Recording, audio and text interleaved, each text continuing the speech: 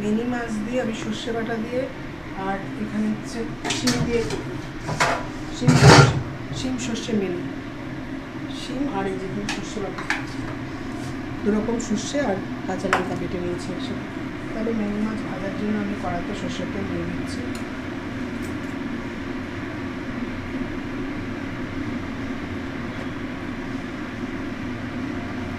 দিয়ে দিলাম, তেলটা তাড়াতাড়ি গরম হওয়ার জন্য। তেল গরম হয়ে গেছে, আমি মিনি মাছগুলোকে ভেজে নিচ্ছি।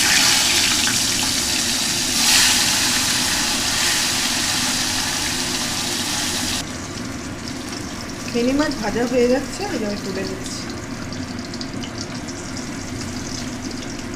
এবার এই তেলেই আমি শুকনো লঙ্কা দিয়ে দিলাম,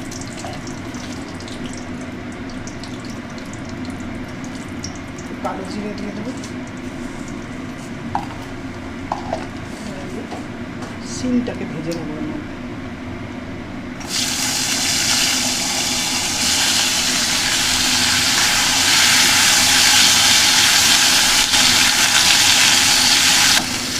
শিমটা এপিট করে দেওয়ার পর আমি একটু নুন দিয়ে দিচ্ছি স্বাদ অনুযায়ী।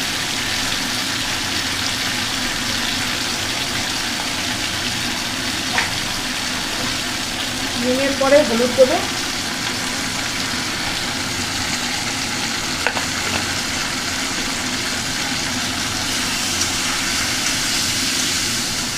নাড়াচাড়া করছি, নাড়াচাড়া করে এবারে সর্ষেটা দিয়ে দেবো।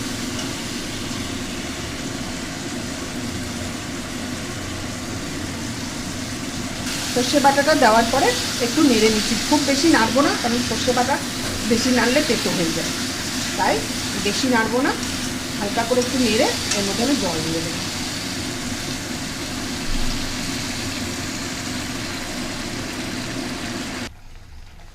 শিমটার জল দেওয়ার পরে শিমটা যখন একটু ফুটে উঠবে তখন আমি আস্তে আস্তে মাছগুলোকে এর উপরে বসিয়ে দেবো, মাছগুলো দিয়ে দেবো।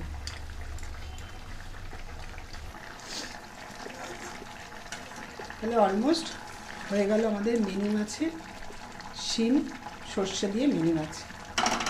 এই যে শিম কেটে দেখিয়ে দিলাম, শিম কেটে যাচ্ছে, তাহলে রেডি হয়ে গেল।